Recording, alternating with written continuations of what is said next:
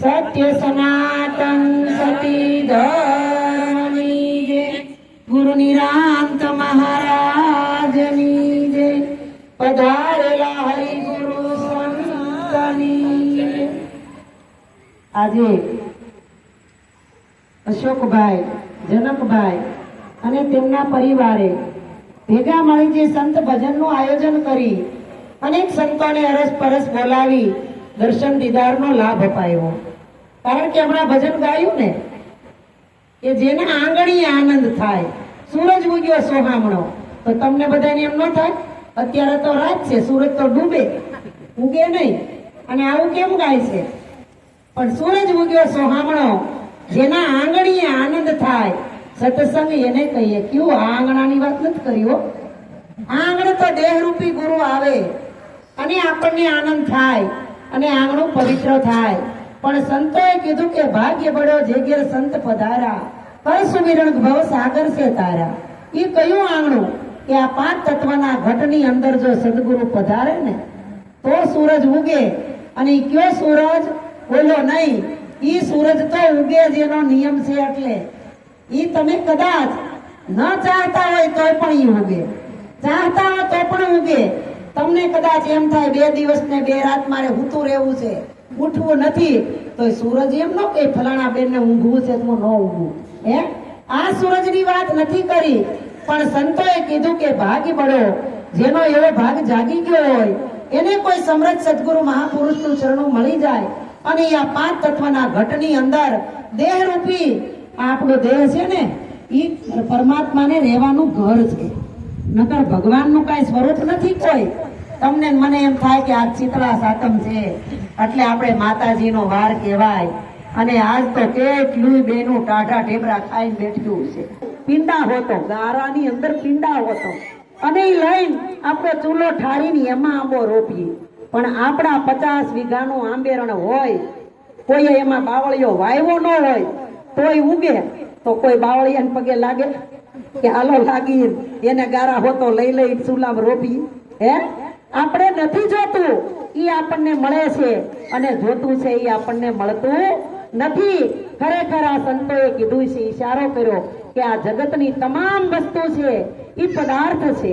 અને પદાર્થ છે ઈ નાશવંત છે. પણ આપણને નાશવંત હારે એટલો બધો પ્રેમ લાગી ગયો છે કે આપણે માની બેઠા કે આ મારું જ છે, હું આનો છું. પણ સંતોએ કીધું કે આ સંસાર તારો નથી અને તું સંસારનો નથી.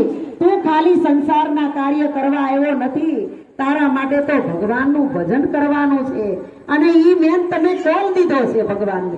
હે ભગવાન, તું મારી ઉપર દયા કરી આ સૃષ્ટિ ઉપર મને મોકલ, તો હું કેવલ તારું ભજન કરીશ. આ સિવાય હું જગતની જંજાળમાં નહીં પડું. પણ હમણાં જેને ભજનમાં ન હોય ને હું કે ખબર, ઘરમાં રહીને ભજન કરાય. હું ઘરમાં રહીને ભજન થાય? આ 5 બેનું શેરીમાં બેઠ્યું હોય તો ભજન કરે. અહીંયા શીતળામાનું પૂજન કરી આંબો છે અને એમાં ફળ આવે, ઈ અમૃત ફળ. ઉનાળામાં કેરી આવે, ઈ કોઈને નઠારી લાગે? ડાયાબિટીસ હોય ને ઈ સોરાએ ખાઈ લે. અમારે જીયાબાન ખબર હોય, જેને ડાયાબિટીસ હોય ને ઈ વહુ છોકરાઓને આગા પાછા ગયા હોય ને ફ્રીજ માંથી લઈને રસ લઈને 2 લબરકા મારી લે. આ એવું અમૃત ફળ છે. એમ કઈ બાવળિયા રોપવાનું ન કીધું કે કોઈ બીજો ખજૂરીનો કે ઓલો છોડ કોઈ રોપવાનું ન કીધું. પણ આપણા ડોહલાવે શાસ્ત્રમાં લખ્યું કે આંબો રોપવાનો, આ કપાસનો છોડ રોપવાનો. આંબો ન હોય તો કપાસનો છોડ રોપવાનો. આનો કાંઈક અર્થ છે. એટલે સંતોએ કીધું કાયા કોયડી અને આત્મા આંબો છે. આની અંદર બોલે છે ને ભગવાન, ઈ જ કૃષ્ણ પરમાત્મા પોતે છે. હવે જો જેને સદગુરુ ધારણ કર્યા હોય ભાવના બેન, એને ખબર પડે આ સૂલો ઠારવાનો કયો. આ શીતળા સાતમ રહ્યો હવારમાં એવું નિયમ લેવાય કે હવાર તો આ ચૂલો ઠારવાનો છે. અને આંબો હોય ને, આંબો ઈ કેરી આવે ને એટલે તરત ઢળી જાય. કેવો થાય? ઢળી જાય. શીતળતા આપે, છાંયો આપે, ફળ આવે. એને તમે પથરા મારીને ફળને તોડો તો આંબાએ કોઈ ફરિયાદ કરી? એલા ભાઈ અટાણ સુધી સાંયડો આપ્યો, હવે કેરી આપી નાની નાની ખાખી હતી તો ઈ તું એને ખાંડીને મીઠું મરસું નાખીને તું ખાતો હતો, તોય હું કાંઈ બોલું નહીં કે મને વાગે છે, દુખે છે મને ખાંડમાં. કેરી બોલી કોઈ દી ખાખી? પછી થોડીક કેરી થાય કે આ બધા તો ઠીક કાચી છે એમ સમજે, પણ આપણે તો સમજી જ નહીં. ઈ તોડી આવી ગોઠલી વગરની છે ને, એને 4 સીરિયા કરીને ખાકન બોળો કરીને આથણો કરો, 12 મહિના મજા આવશે.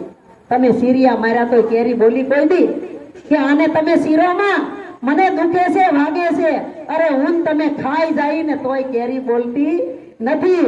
પછી કેરી પાકી થઈ અને અડધી હેઠે પાકી ને અડધી ઉપર કાચી.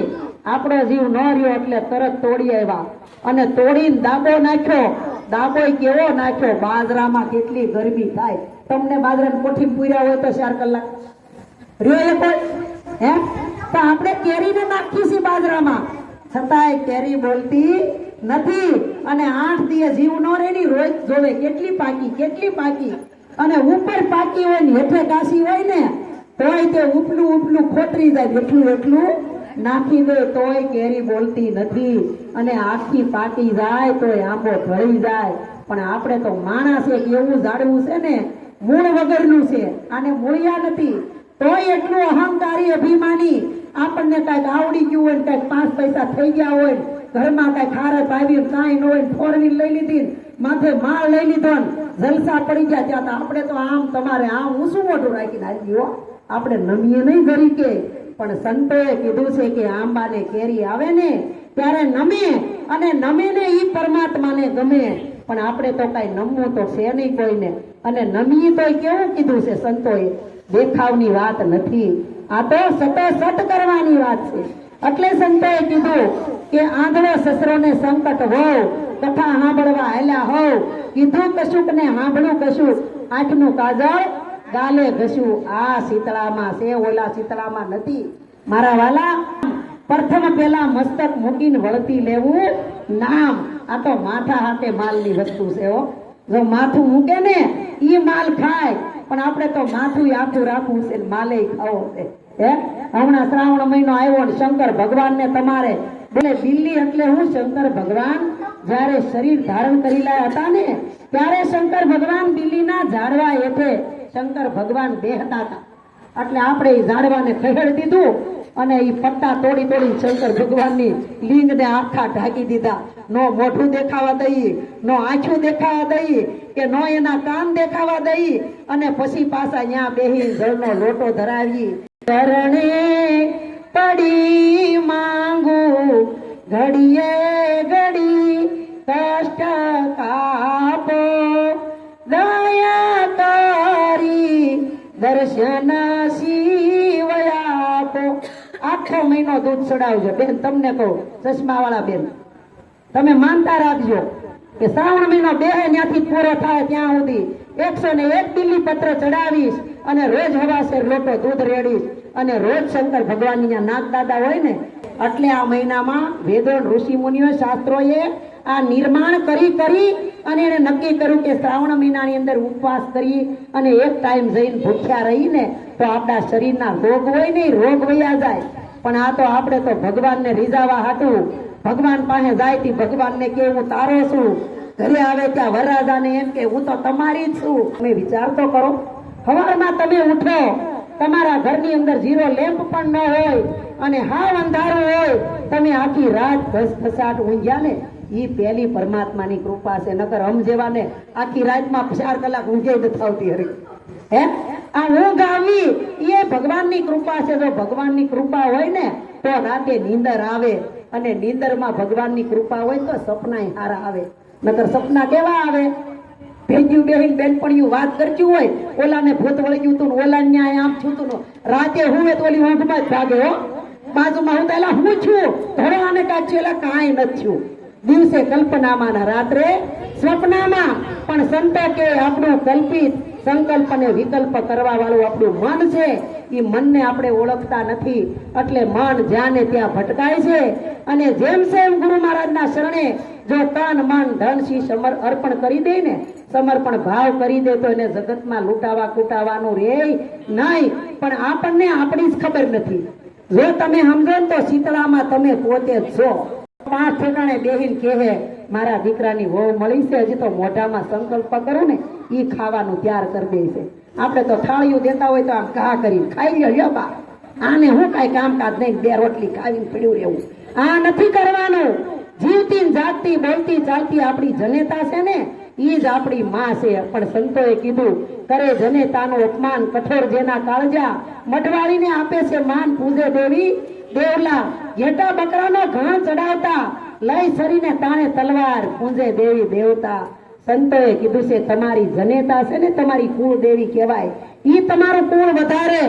ઓલી માં ધારામાં તમે ઉઠો, ઉઠીને તમને ખબર હોય કે મારા ઘરમાં સ્વિચ બોર્ડ ક્યાં છે, ત્યાં જઈને તમે ક્યાંય ભટકાવે નહીં, કાંઈ ન થાય. પરબાર આંગળી દબાવીને સાફ પાડો, ત્યાં તો આખા ઘરમાંથી અંધારું વહી જાય અને તમારે ઝગમગાટ બધુંય દેખાય આપણને. તો એ ભગવાનને તમે અભિનંદન આપો કે હે ભગવાન, આવો મનુષ્ય દેહ મળ્યો, આખી રાત હુવા હાટું હવા મંડી ગાદી મળી, ઈ શેઠ મળે, અમને ખબર, અમે ફરવા ગયા હતા. પૂછો હમણાં હરખું હુવાનું ન મળ્યું હોય કેવું થાય? પૂછો કોક ને, બહાર ફરવા જાય આપણને હુવાનું ન મળ્યું ને હરખું ઘર સાંભળે. આના કરતા ઘરે વૈયા ગયા હોય તો તે અમે એમ કહીશ ઘરે વૈયા જાઓ, ઘરે જાઓ તો શાંતિ થાય. કયા ઘરમાં? આ ઘરની વાત નથી કરી, પણ સંતોએ કીધું નિજ ઘરમાં તાણી લાવી. આપણા ઘરની અંદર સદગુરુ લાવે છે અને સુધારી દીધું છે અમારું ભાવિ. કારણ કે આપણે જન્મ જન્મના અંધારામાં ભટકતા હતા અજ્ઞાન રૂપી, પણ સદગુરુ મહારાજે આપણને જ્ઞાન રૂપી પ્રકાશમાં લાવી અને પોતાના સ્વરૂપની ઓળખાણ કરાવી દીધી. જો હું ઓળખાઈ જાય તો હરિને ઓળખવાનો રે ખરો હે? પણ આપણે હું જ અંધારામાં ભટકીશું. હું ક્યાં છું? હું ઘરમાં છું? હું કારખાને છું? હું દેહમાં છું? ખેતર છું? કે હું છોકરાની સ્કૂલે છું? ક્યાં છું? તું ક્યાંય નથી, તું તારી ભેગો જ છો. પણ આપણને અજ્ઞાન રૂપી અંધારું છે એટલે આપણી ખબર નથી. પછી ગાય શંભુ ચરણે, તો આપમાં સમાન દ્રષ્ટિ છે ને, એ જગતની અંદર છે, વિજય ક્યાંય નથી. આ તો આપણે ઘરના છોકરામાં, ઘરના વરમાન, ઘરના ફેમિલી, ત્યારે શંભુ શરણે પડી. આ શંભુ શંકર ભગવાન ને કઈ રૂપ છે? એન પગ છે ભાવના બેન, અને ભગવાન દેખાઈ ગયો છે, આને સમાન દ્રષ્ટિ થઈ ગઈ છે. શરણે પડી એટલે આ પગની વાત નથી, પણ શરણ કેતા વચન. ગુરુ મહારાજના વચનમાં તું પડી જા અને તું ઘડીએ ને ઘડીએ માગને તો કષ્ટ કાપે. ક્યું કષ્ટ? કે આપણને પેટમાં દુખતું હોય તો ગુરુ પેટમાં ન મટાડે, સંભૂઈ ન મટાડે, એમાં દવાખાને જવું પડે. આજ અમે ગીતાબેન પાસે ગયા હતા, ઈ જ કહેતા હતા, એમાં કઈ ભગવાન મટાડી દે? કડ દુખતી હોય, પગ દુખતી હોય, વાહા દુખતા હોય, માથું દુખતું હોય, ભગવાનની માનતા કરી મટાડે? અને મટાડે તો મહિનો બે મહિના મટાડે, પાછું તો થવાનું ને થવાનું. પણ સદગુરુ તો એવું કષ્ટ મટાડે ને કે જન્મ જન્મ સુધી એનો મહારોગ વયો જાય. કયો રોગ? કે જન્મ અને મૃત્યુનો. આપણે જન્મ તો થઈ ગયો, પણ આપણું મૃત્યુ થતા પહેલા આપણે સદગુરુના શરણે મરી જાય અને સદગુરુ આપણને જ્ઞાન રૂપી અંજલિ સાટી સરજીવન કરે.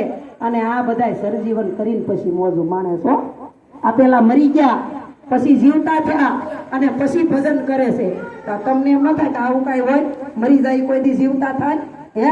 એમાં એક બેન હતી, એ બેન નાની ઉંમરથી એના પતિને ભગવાન માને, સંગ કરે સાચો પણ રંગ એને ચડે નહીં, નિત્ય ધમે શરીર પ્રભુ મળવાનો માર્ગ તોય એને મળે નહીં.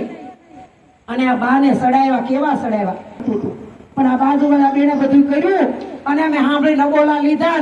હાવ નાની એવી વાત, હા ઢેબરા કર્યા હતા ને એમાં ઈ કે હું અડધું ન લઉં, આ કે હું અડધું ન લઉં, એમાંથી અમે બાંધ્યા, બીજું કાંઈ નથી. આ તમે વિચાર તો કરો, આ સંગત ફેર કેટલો. પણ સંતોએ કીધું કે આટલી સમજણ હોત અને અડધું અડધું કરીને ખાઈ લીધું હોત તો કોનો અહમ ગળી જાય હે? માટે સંતો કહે છે આપણો અહમ આપણને મારે છે.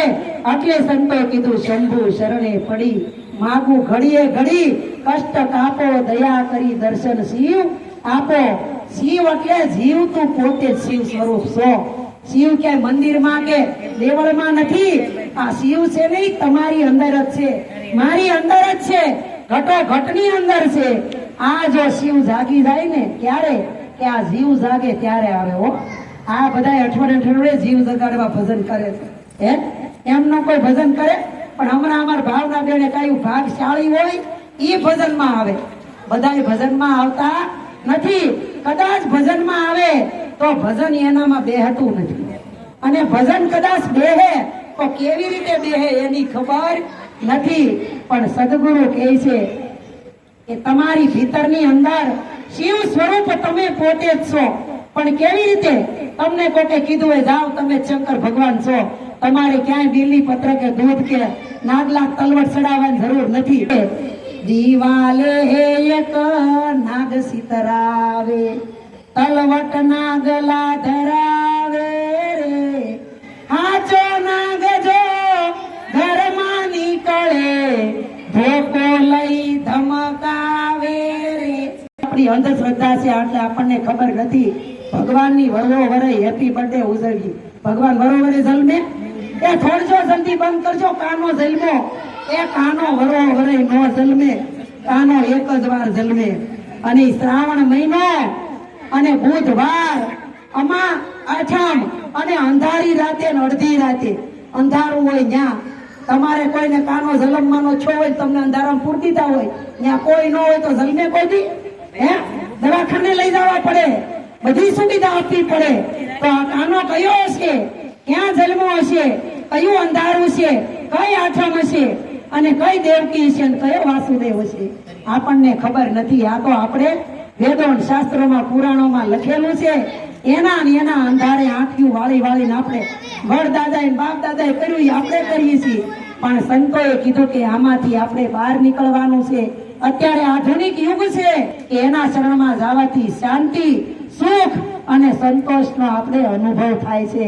અને આપણે તો વાર વર્તોલા કરીએ ને, પાયોજી મેને નામ રતન બન પાયો, ખર્ચો ન ખૂટે વાકો ચોર ન લૂટે, દિન દિન બઢત સવાયો, પાયોજી મેને નામ રતન ધન પાયો. આ ઓલું ધન હોય ને એ 2 વર્ષ કાળ પડ્યો હોય ને, ભાઈ હવે પૈસા ખૂટી જાય, હવે શું કરશું, હવે ક્યાંયથી મેળ નથી. પણ અહીંયા આવો તમારે ધન ખૂટે જ નહીં.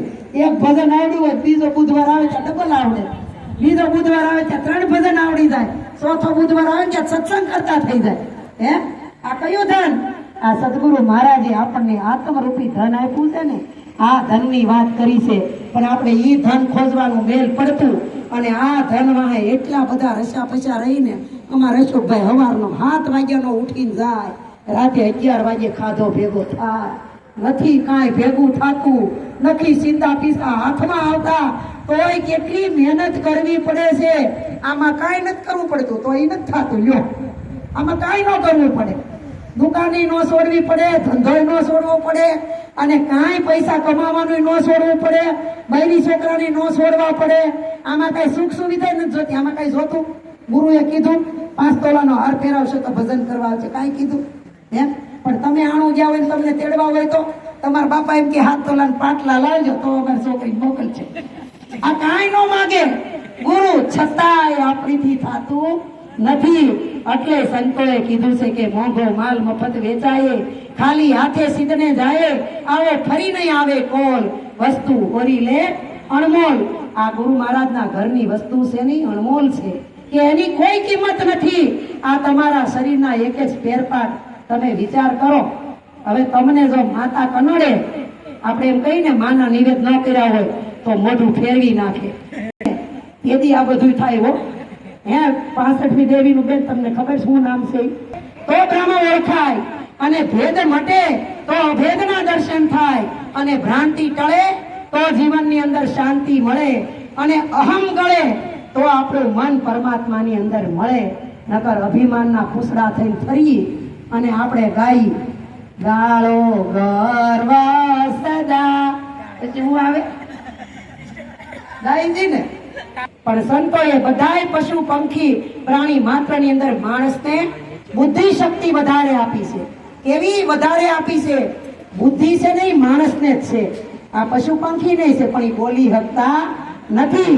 અહીંયા કીડા માખ્યું મચ્છર ને બધું આટા મારે, પણ ઈ કે એમને ભજનમાં મજા આવી. એમ આપણે જ એક કહેવું કે ભજનની અંદર આનંદ આવ્યો તો આ જે કાંઈ કહેવામાં આવ્યું છે ને એ મનુષ્ય માત્રને જ કહેવામાં આવ્યું. અને સુધરવાનું છે તોય મનુષ્યને, અને બગડવાનું છે તોય મનુષ્યને, હરખું કરવાનું તોય મનુષ્યને, અને વેરણ શેરણ કરવું તોય મનુષ્યને. તમે ધારો ને તો તમારા પતિને સ્વર્ગની સીડીએ ચડાવી દો, અને તમે જો ધારો ને તો પાતાળે હતમ નાખી દો. આ બધું સ્ત્રી કર્યો. જે કરવું હોય ને, સ્ત્રી શક્તિ છે, આદ્ય શક્તિ છે, જગત જનની છે, જગદંબા છે. આ સતી સીતાજી રામના પત્ની, એને કઈ કોઈ વનવાસ નહોતો દીધો, દીધો તો ખાલી રામને દીધો તો. રામને વનવાસ ને ભરતને રાજ લક્ષ્મણને નહોતો આપ્યો. આ તો એવી ભક્તિ કેળવી હતી એટલે એને કીધું કે મારા ભાઈની હારે હું દાસ થઈ સેવા કરવા જાય. અટાણે ભાઈને કઈ તકલીફ પડી હોય તો ભાઈ દાસ થઈને સેવા કરવા જાય? એમ નો જાય, વાંધો ઉપડે તરત જ. એમ આ તો સ્વાર્થની દુનિયા છે. એટલે કીધું માતા પિતાને કુટુંબ કબીલા અંતે નહીં હોય કને, સ્વાર્થના એ તો સર્વે સદા છે. સાચું હું કહું છું તને, એ જીવડા ઓળખી લેતું તને, તારા હૃદયમાં પ્રભુ વસે એની ખબર પડી છે મને, એ જીવડા ઓળખી લેતું તને. આ માતા પિતા કુટુંબ કબીલા પતિ પત્ની દીકરા પાડોશી હગા વાલા શરીરના સંબંધી છે હો. આપણા સંબંધી કોઈ નથી. જો આપણા સંબંધી હોય ને તો સુખમાં યારે હોય, દુઃખમાં યારે હોય.